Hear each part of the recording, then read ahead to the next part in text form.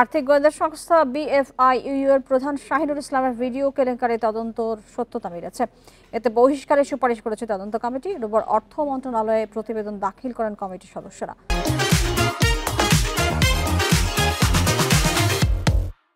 4 সদস্যের কমিটির আহ্বায়ক অর্থ মন্ত্রণালয়ের অতিরিক্ত সচিব সাঈদ কুতুব।